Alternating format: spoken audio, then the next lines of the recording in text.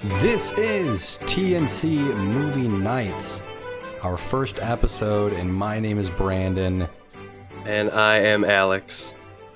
You know, as you guys may follow, you've been seeing us do the Nerd Chambers. Alex has been someone who's been following in our footsteps with a lot of stuff, watching a lot of things, doing some articles for us on movies, his huge Fury film review that he has on our website, nerdchambers.com. And we got to talking. We're like, you know what? Let's do a movie show. Because, you know, I love talking about Report from the Back Row for the Nerd Chambers, but, you know, I would like a little more content with it. It does get a little dry at times. A lot of it's just like, hey, here's a little blurb of a cool 5 news stories that happened this week. And there's really not a whole lot of context we can get into at times, since the other guys in the show are not huge movie fans themselves. So I thought it'd be a better spot to bring that segment and just kind of turn it into a show. So that is what we're doing today. And as you guys maybe have seen over the last few days, we have made a bunch of different accounts for TNC Movie Nights. So Yes. that is who we are. And to kind of, you know, give a little icebreaker for you guys, to let you guys know who we are, the movies we enjoy, kind of our background, stuff like that. We're going to start it off with our top 5 favorite movies. Alex, go ahead, man. Yes. Start. So, in no particular order, because it would break my heart to try to put these movies in any specific order, I will start with one that I usually go to as my favorite movie. Feels very unoriginal, but it's a good movie. I have to go with The Shawshank Redemption. That is just a masterpiece. It's a good movie. That is probably, I know we said no particular order, number 1-ish. But the rest of them, there's no way I'm going to be able to rank them. But yeah, from beginning to end, the way it's written, it's based off of a Stephen King novella, so you're already using a good source material there. The acting is phenomenal. You can't go wrong with a Morgan Freeman narration. It might be the perfect movie. Yeah. I really do have to say, as soon as we got these lists together, I knew that was definitely one on your list, because I remember back, Yeah. we were probably like 14, 15 years old, right around there when we first started hanging out. And I remember you being like, we got to watch this movie. It's my favorite movie ever. And I'm like, okay, I'll give it a shot. I'll be honest, I don't remember the movie like at all anymore. This is one of those movies I definitely really need to go back and rewatch, because, you can't go wrong with narration by Morgan Freeman. I mean, come on. It's music to my ears. Doesn't get any better than that. Yeah, no, I was definitely excited to see the list kind of kick off with Shawshank Redemption for you. Not surprised at all. Fantastic movie, really is. I need to go back and give it a watch myself to appreciate it a little bit more. So to start out my top 5 favorite movies, and kind of like you, this is one of the movies I was like, it has to go in mine. I'm not doing an order myself, but if I was like, oh, what's my favorite one? I thought Alex is going to probably punch me for this one. Thankfully, he lives across the country now. Revenge of the Sith. And Yeah. so I do have a lot of different reasons for it. And you guys will kind of see, we do have very different interests in movies when it kind of comes down to it. But, you know, we can both appreciate and like each other's styles of movies. It does kind of come down to, I'm a lot more of that like popcorn movie fan. I like to just sit back and like, whoa, like I want to be wowed on like really cool things happening, or characters I already know and love turned into movies. And growing up, Revenge of the Sith was one of the first movies that like I actually got like emotional watching. I was a lot more invested than just there's cool lightsaber battles and action on screen. And I know a lot of people, a lot of people mean this movie, and I get it. You know, there is some cheesy stuff that happens in it. And I know the way that they used Anakin in the second and the third movie for Star Wars did kind of put a lot of people off. And we've had the discussion 100 times about it ourselves. So I thought this one would be a fun way to kick this off. And it's one of those movies I can, you know, I don't care what mood I'm in. I could be really just having a down day. I'll go throw it on. And there's just so many parts of it that just get me excited. I mean, just especially that last dialogue piece that is the meme of the whole movie for people. Just, you know, your new republic. It's like that dialogue piece is just beautiful to me. And Don't make me kill you. Don't make me kill. It's like that. Everything about it was just so great to me, because the first movie I ever saw in theaters was Phantom Menace, and I sat through the whole movie. it holds a lot to me because I have fought tooth and nail for this movie my whole life ever since I've seen it. Everyone I tell, they're like, so hey, what's your favorite Star Wars movie? You're really into nerdy stuff. I gotta know. And I'm like, I don't want to tell you. I want you to still be my friend. Yeah. Because, a lot of times... Go ahead. There's nothing wrong with loving just to give me the popcorn, enjoy these movies.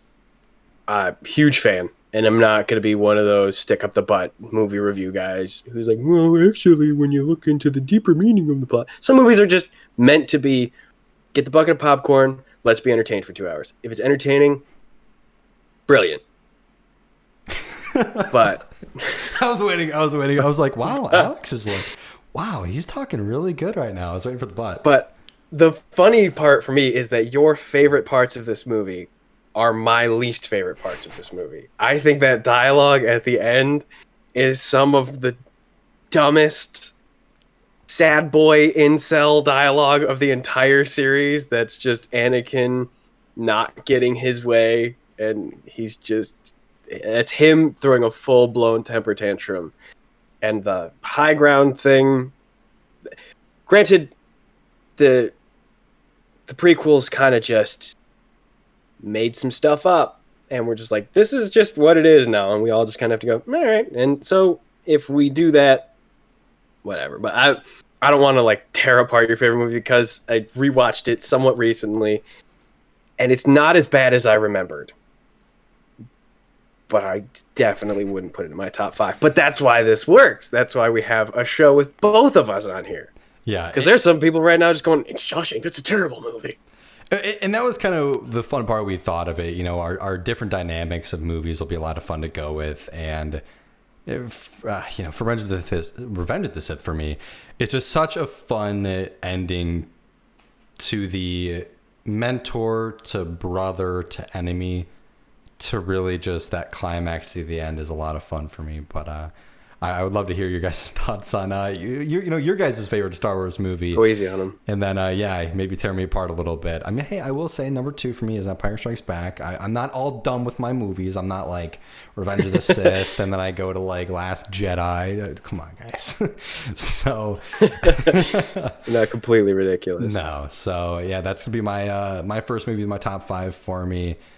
Alex, go ahead and take it away for your next movie in the top 5. So these next 4 are, again, not ranked in any order, but one of them that immediately came up while I was making this list, and I'll show you guys, I had a huge list of movies that I had to write down, all of the movies that I love and I can always watch and always are fantastic, and slowly started crossing out and circling. And one of them that immediately got circled was The Princess Bride.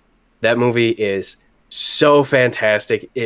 I could put that on at any time and just be in a good mood.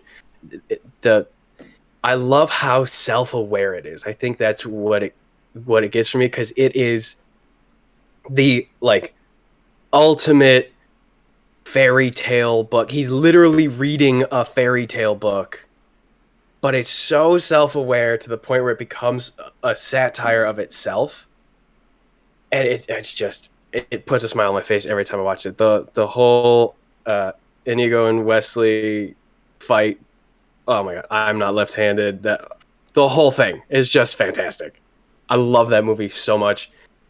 And yeah, it's just, like I said, it just always puts a smile on my face. Princess Bride is definitely a movie I need to go rewatch. I haven't seen it till I was at least 12 or 13. It is my uncle's favorite movie, and I remember we used to go over there and he would turn it on every once in a while. I need to watch it now that I have a little more appreciation for movies, and I think I will enjoy this one a lot more than I used to. I never thought it was a bad movie. I would never be like, yeah, Princess Bride's on. I'd be like, oh, okay, it's on. Like, I'll sit here and watch it for a bit. So I definitely want to go give this one another shot now. I'm a little bit older, of course. And definitely a good choice, though. Definitely a good choice. Thank you. I'll kick it back to you for your next spot on the list. The next one I'm going to talk about in my top 5 is going to be a movie that shocked me. I never thought I would see a movie like this, and this was Kick-Ass. This movie came out right around that big time of, Iron Man, the Hulk, your very generic, like, good guy is the superhero films. You know, they do everything by the book. They do everything right. They keep everyone's interest intact. They don't want to hurt people. And then Kick-Ass came out. And I was like, that's really interesting. It's about this dork kid who's a superhero and it's rated R? What? And then you find out that, you know, the real heroes is, you know, people like Hit Girl and Big Daddy, and they're just blowing bad guys away. We're literally blowing them up. Yeah, there's this 9-year-old girl who's just ripping people apart with blades. I'm like, this is nuts. And that really kind of flipped it on on the side of what a superhero movie could be, because they've all been somewhat the same. You know, back in the early 2000s of Spider-Man and Daredevil and moving into the Iron Man and Marvel Cinematic Universe, all very enjoyable movies on their own parts of it. And Kick-Ass was the first one I was like, oh my goodness, like movies can be different than the stereotypical superhero movies. And that was what really got me for Kick-Ass. That's a really good point too, because we saw that sort of revolution later on with Deadpool and Logan, and then again with Deadpool 2. I mean, Deadpool set the record for most amount of movie a rated R movie ever made, and then that was very quickly broken by Logan. So they showed you that you can have rated R superhero flicks and still, you know, the studios can still make money, so it's worth it to them. Audiences still love it, so it's worth it to them. But all of that was sort of, the table was set for them with a movie like Kick-Ass, you know, whether directly or indirectly, that showed you that, you know, these sort of out there, not, you know, Girl Scout, Boy Scout type guys they're not the only ones that have to be the superheroes. It can be just this kid or this random guy, or maybe this so-so kind of character. And it just really opened up the door to not that poster boy superhero sort of thing. Yeah, I totally agree. All right. So to move on to your third movie of your top 5. Yes. So this is another one of those that's right along with Shawshank, where when you're talking about it, people either immediately agree or they just roll their eyes because you just sound like every other person who's pretending to be a movie buff. But for me, it's The Godfather. It's so good. I just watched it again recently. I watched the first and the second one, and I actually watched them both so I could make sure I knew which one I liked better for this list. But yeah, that first Godfather. Credit to the second one. The flashbacks with De Niro as Vito are amazing.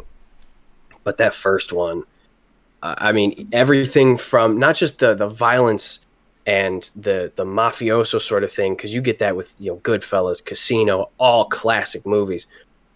But it's amazing how it just feels like you're just kind of there. Like it's all one experience. It's everything perfectly blends into the next, and you're never playing catch up. You're just like, okay, this caused that, which caused this, which caused that, and it gets insane. The dialogue is fantastic. One of my favorite scenes is when they're cooking in the kitchen, because that just reminded me of my family, just a bunch of people yelling at a table and a couple of people cooking in the kitchen and all that stuff. But it's one of those, again, anytime it's on, I could watch it. I own it, so I watch it all the time. And yeah, not to be the eye roll, oh my God, this freaking movie guy, but people like it for a reason. It's just really freaking good. I have to say that this is the only movie in your list that I have actually never seen. Really? First two and even your last two, I've at least seen the whole movie. I can remember seeing it when I was a little younger.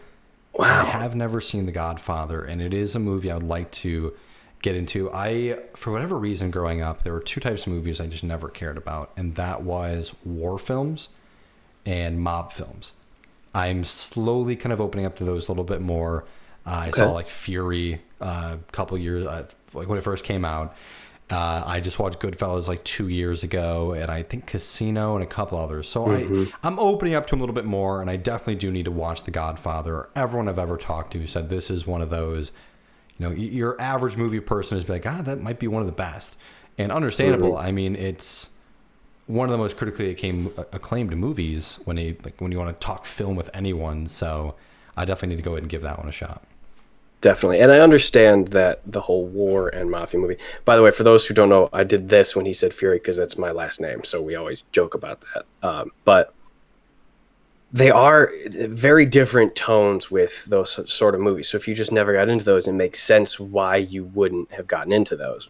However, I will say, definitely give them a shot now because they're fantastic. Especially, and I mentioned this a little bit on the Fury film review, self-plug, that the 2010s especially were kind of a renaissance for war movies because everyone talks about the classics, Full Metal Jacket, Saving Private Ryan, that sort of stuff. And then I don't want to say a lull. I don't want to be disrespectful to movies like Black Hawk Down and stuff like that. But we had a lot of movies that set the bar really, really high and were very, very good. Fury, Hacksaw Ridge, Dunkirk. Recently, I know it's technically 2020, but 1917 was amazing. And so there's definitely a lot of material out there if you're trying to just sort of break into the war movie genre. There's a lot you can work with and a lot that tell very different stories that are all very, very good. Yeah. Headphones are sliding off again. No, you're good. All right. So my next one. Oh, sorry. Go ahead. I was just going to kick it to you, man. Thank you. So to kind of jump back to where we were with Kick-Ass and where you ended it off there on a movie for me would be Deadpool is another one in my list. And a big two reasons for myself. One, growing up, Deadpool was the first superhero I was like, I like that character a lot. And I just fell in love with Deadpool. Then I found out Deadpool and Spider-Man had like comic books and stuff like that together. Yes. And I was like, this is the greatest thing in the entire world. So I fell in love with Deadpool really early. And then growing up, my favorite actor of all time was Ryan Reynolds. Back in like 2004 or 5 area when he was in the movie like Waiting and Adventureland, like those older films of his, loved him. I was like, he is my favorite ever. And then when it came out that he's been working to get a Deadpool movie made since like Daredevil came out, I was like, oh my goodness, this is crazy. What's going on? And then my favorite actor and favorite superhero combined into one. And honestly, Ryan Reynolds killed it in that movie. I do like Deadpool 2 a lot. Deadpool 1, though, the whole Ajax plot of the movie is insane. And they did such a good job to make it kind of believable. It almost felt like that could be happening in real time of, you know, someone trying to stop, you know, cancer and stuff like that. And it's like they have some weird, crazy project happen on them. It wasn't too over the top, and that was the fun part about it because it was made on a much smaller budget than a lot of other films. And I really hope, you know, to see a lot more Deadpool, you know, since Marvel has the rights to everything Fox. So yeah, I definitely had to put Deadpool in here. I mean, as some of you might know, I do have got a little Deadpool tattoo, so it would be disappointing if you didn't put it on the list. If you're going to put it on your body, I mean, you got to put it on the list. And I will sort of to piggyback off of what you were saying, Deadpool for me is, and you were part of this as well, got me actually into the world of comic books. Because before, when a superhero movie was coming out, I would read blurbs and blogs and crap about, you know, what about the comic versus the movie, just because I like having the history of it. And I want to know, you know, how did they stick closer to it? What other stories? Where did it come from? Yada, yada, yada. But this is the first one where I was like, I want that. I don't want to read about it. I want to read it. And so I remember like going with you to, I forgot what, it was like a mini convention, and I bought like the Weapon X complete set. Yeah. I remember I was in college at the time, and there was a crappy little comic book store. It wasn't crappy, I shouldn't say that. It was actually a really nice place. But I remember it was during the Deadpool Carnage run. And so I was like, oh my God, it was just, I very quickly got to be fully immersed and feel like a true comic book nerd for about 3 months. And then after like the movie, was like, oh, well, this is all I needed. I just wanted these and then see the movie. And so that was definitely an awakening where you're like, oh my God, this is so cool. And that was the really fun part because it, again, like Kick-Ass, it showed, hey, you don't have to follow the trend of all superhero movies. You can be an anti-hero type of character that is a mercenary and have a lot of fun following that character and make him your protagonist. So Exactly. it was That a movie lot of also fun. had a lot of great supporting actors, and like Oh, yeah. everyone was well developed and had their own personality. Even just the randos at the bar, Yeah. they showed up. If they were in there more than once, they had a personality, and so it was just a very well written, well developed thing. And like you said, he had been working on it. I think what was it, like 11 years he worked on it for. Yeah. So I mean, this was a baby, and so it was well taken care of and well executed.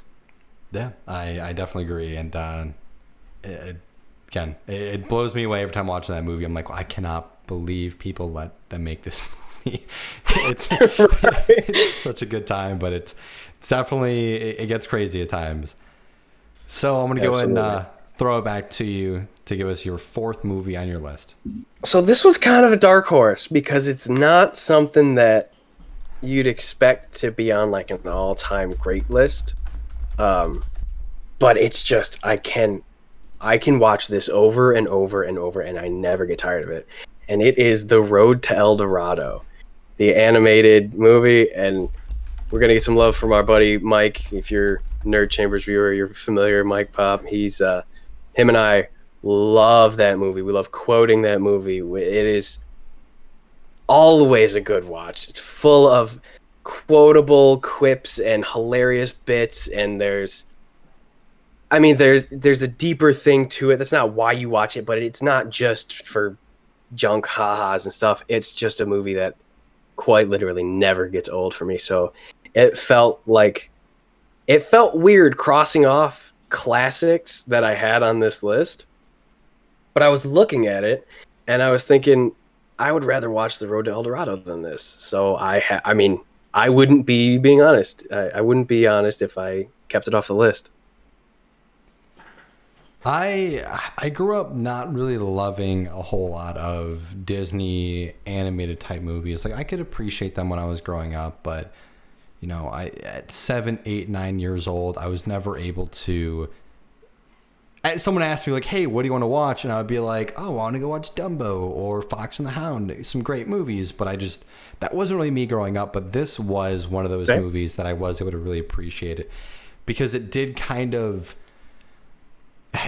got away from having like trying to have a super deep like meaning of. I mean, again, it has deeper meanings, but it wasn't like trying to drive home like friendship and stuff like that, trying to make it such a kid's movie. Like it just had some really enjoyable moments, and again, like just quotable things in this movie, and like it is just. And let's not forget about the soundtrack. I mean, when you get Elton John to do the music for it, oh, goodness. How could you go wrong? He's quite possibly the greatest musician ever, and gonna get a lot of heat for that, but he's one of my favorites, if not my favorite musician ever. So to have one of my favorite musicians in one of my favorite movies, can't beat that. Which is totally fine. Same with Lion King, but sorry, Lion King, El Dorado nudges you out just a little bit. All right, take us to your next one there, Brando. So my next one on here is going to be Dark Knight. You know, you guys are kind of assuming, you know, it's kind of easy. I got Star Wars and Marvel and DC and superheroes. And again, this is kind of the fun thing. You have a lot of, classics in his list, and you got a lot of really good superhero movies in mind. And it does kind of show the back and forth on what we enjoy and kind of, hopefully what we can kind of bring out to you guys of, someone comes and listens to the show, like, oh, I want to hear some really good production, cinematography, and director talk. You're going to listen to Alex. And then if you're going to be like, tell me about Marvel movies, you're going to listen to me. So it's going to be kind of fun for you guys to kind of see the back and forth. But to jump back into it, The Dark Knight is one of my favorite movies. And kind of like what Alex was saying, I had a list of my top 5 movies. And I'll be honest, it was Breakfast Club, Sandlot, and Ferris Bueller's Day Off, and some, really good 80s, 90s classic movies. And I was going through, like, what movies do I not, like, no matter what's going on, could someone turn it on? I would turn on TV and it would be playing, and I'd be like, oh, well, I guess I'm watching this now. And that's why I took a lot of those movies out, because The Dark Knight was the first time I was like, I want to try to mess around with voice acting. And that got me into going into the school I went to for broadcasting, and really opened up my just life as more of a career possibility. And just like everyone, they wanted to mess around with the Joker and Batman and stuff. It was just such a fun, not too difficult voice, but it was very distinct. And that was always what I loved with The Dark Knight. And just the movie itself really focused on the villain so much that you don't really see that in a whole lot of superhero movies, or just a lot of movies in general. You get a good 10% of the movie to see what's going on. You never really see them without the hero on screen or the good guy on screen, unless it's, the beginning of like, oh man, this is the villain. Like he just busts in, kills some people or whatever happens in that kind of film. And this movie is constantly jumping to the Joker. You have him taking over a mob scene. You have him talking to the mobsters. You have him, terrorizing civilians and so many different things. And I'd love to see a different side of a movie to really focus on the antagonist in the film, which was really just fun to see. And to me, Heath Ledger was the first celebrity that ever passed that I genuinely was upset about. Growing up, I would hear like, oh, this musician passed away or this actor, and always be like, well, that's really sad. People that enjoy them really, and I felt bad. This is the first time I got genuinely choked up of like, he's gone. Like this is crazy. So Heath Ledger is just such a great actor, and this movie itself is just, it's a long movie, but it's fun to sit through. It really is. Yeah, man. It honestly is just fantastic. It's just a good movie, and Heath Ledger is amazing. He revolutionized the Joker, which already had numerous classic. Hamill, Nicholson, Romero, like everybody who had played the Joker more than once basically reset the bar, and so everyone was like, how is Jack Nicholson going to be the Joker? Oh my God, he's amazing. How is Mark Hamill? How is Luke Skywalker going to top Jack Nicholson's Joker? Oh my God, he's amazing. And then Heath Ledger comes in, they're like, how's this pretty boy going to be the Joker? Oh my God, he's amazing. And then Jared Leto, you're like, damn it. We won't talk about that one. Yeah. We'll save that for one of the episodes where we sound angrier. Yeah, I'll cut that. But yeah, man. Plus, I mean, it's Christopher Nolan. The dude knows how to make a movie. And say what you want about, The Dark Knight Rises and what he had to do after the passing of Heath Ledger to finish the trilogy, but that dude knows how to make a movie, and Heath Ledger knows how to be the Joker, man. Plus, Christian Bale, whether you are pro-voice or anti-voice, he's just good. He was a good Batman. He was solid in the role. It was very successful for a reason. Is he the best? Maybe, maybe not. I don't know if I would put him at the top, but he was good, man. I mean, it was really, really good to watch. And watching just even the introduction, going on what you were saying about how they went back to the Joker so much. It wasn't the classic, here's my origin story, and now here's the villain's origin story, and here's how our paths are going to cross. It was just like a bank heist, and then who's this crazy dude in the mask? Oh my God, it's the Joker. And he's already sort of set the bar for what the movie's going to be. And it was fantastic. So, I mean, I got nothing to say. This ain't going to be like Revenge of the Sith. I just agree with you. This is a really, really good movie. Thank you. And I do feel like, to someone making a top 5 list out there, that a very serious movie watcher, if you're thinking of a superhero movie, this might be that one that you're like, you know what, Dark Knight could maybe go on my list, even if you're like all about the classics and stuff. It is just a very well done movie, and I'm definitely glad you agree with the certain points there too. But all right, not to mention it was the last DC movie other than Wonder Woman that was actually worth watching. Oh, I'm sorry, who said that? That was weird. Just the voices. All right. But all right, so go ahead and round to finish off my list, another one that's kind of considered a classic, and this was one that I was looking at the end of the list, and I had about 4 movies left on there that could all have easily taken the spot. But I kind of went along with what you were saying, where if it's on, I'm going to watch it. If it's available, I'm going to put it on. If I'm scrolling through Netflix, Hulu, pick your streaming service of choice. If it's there, I'm going to click it. That's Good Will Hunting. Such a classic, such a great movie. Robin Williams, absolute masterpiece. Matt Damon, fantastic. Ben Affleck, really good. I mean, they wrote the damn thing. It was so, so good. Such a quality story. The acting in it was fantastic.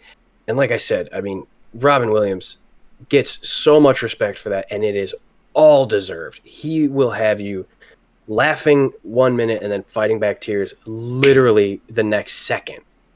I just can't say enough really good things about this movie. Everyone was great in it. There wasn't really one spot. And that's kind of actually what separates the greats from the really goods, is that there really isn't much you can complain about with this movie. There's some movies out there that you're like, that was really good. There were a couple things where I was like, maybe not. But the rest of it was good. Those are really good movies. But the greats are just like, man, I just want to watch it again. I don't have anything bad to say. I just want to put it in the DVD player again. And that's why this one sort of took the spot between the other four movies as top five. Which is definitely understandable. And you have such a heavy-hitting top three actors for this movie that just blew it out of the water. And some of the best dialogue moments in film at times with this, for Good Will Hunting as well. This is a movie that the last time I probably saw it was right when I was getting out of high school. So I would love to kind of go back and see it. I mean, it's been probably a good 7 years now since I've actually seen it. So I think that's what I'm gonna try to do over the next couple of weeks, is try to go back and watch a lot of your films on your top list. Since some of these, do go back in the 90s or early 2000s. So it'd be a fun little thing for me to do. And anything with Robin Williams, I just I always love to go back and watch.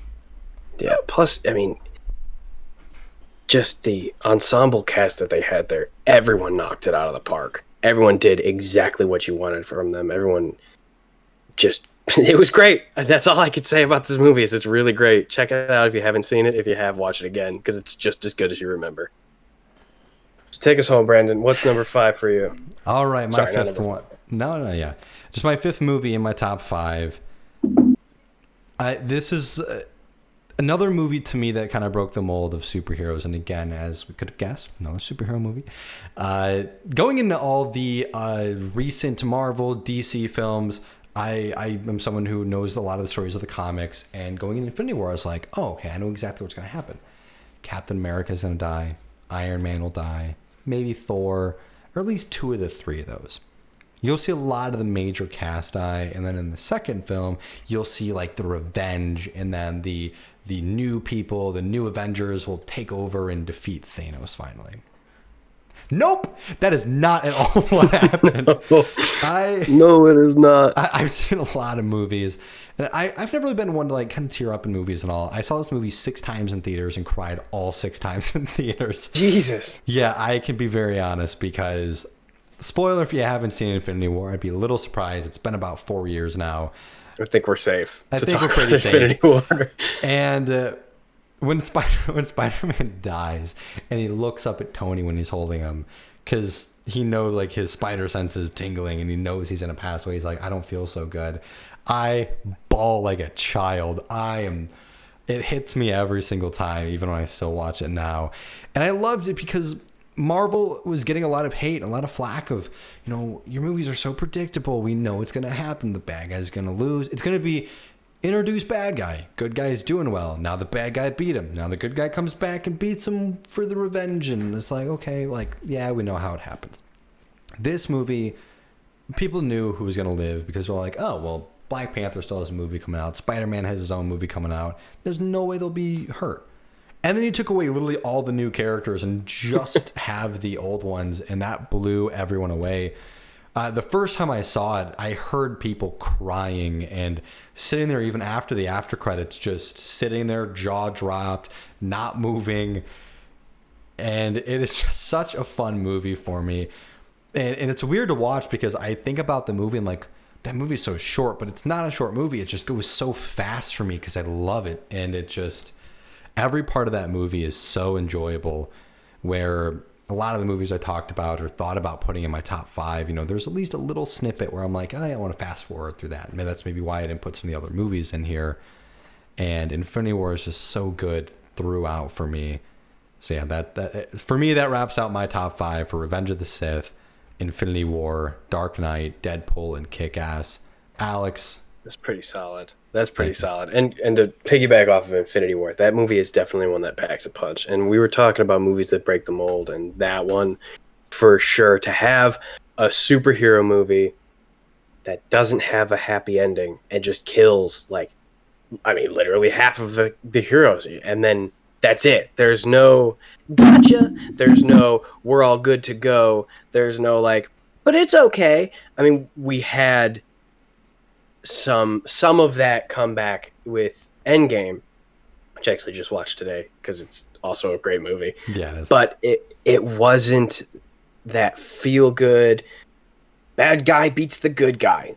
The bad guy wins, and he's a badass, and they don't break away from that. And that's actually something that we've talked about a little bit, and it's something that we'll go over more and more just throughout the movie nights that we have here. It's a movie that follows its own rule. That is a huge thing for me. I cannot stand when a movie breaks its own rules. If a movie says, this is how this universe works, cool. When I walk into the theater, I fully suspend all sort of sense of what even like the laws of physics are. I will accept whatever reality you tell me is reality for this movie. But once you do that, stick to it. You can't just change it up at the end just because you're too lazy to write a better ending and have the good guy win just because he's the good guy. They set the stage for Thanos, and they never really took their foot off the gas. He was always this beast of a bad guy, and he always stuck to what his motive was. He had his reasons. He had what he was doing and why he was doing it, and that didn't change. And it was so well written to the point where if you immerse yourself into his universe and you listen to his understandings, you're probably not going to agree with it, but you get it. And that's a really good bad guy, is when you go, I get it. I don't agree with you, but I see your thought process on why you're doing this. I get it. And that's what happens with Thanos, is you get it. It's like, damn, maybe a little extreme, but I get it. And they don't steer away from that. Literally to the end. And then even into Endgame. So kudos to you for picking that. Kudos to them for just making a really good movie. So that wraps up your top 5. Again, my top 5. Shawshank, Princess Bride, Good Will Hunting, The Godfather, and The Road to El Dorado. All fantastic flicks.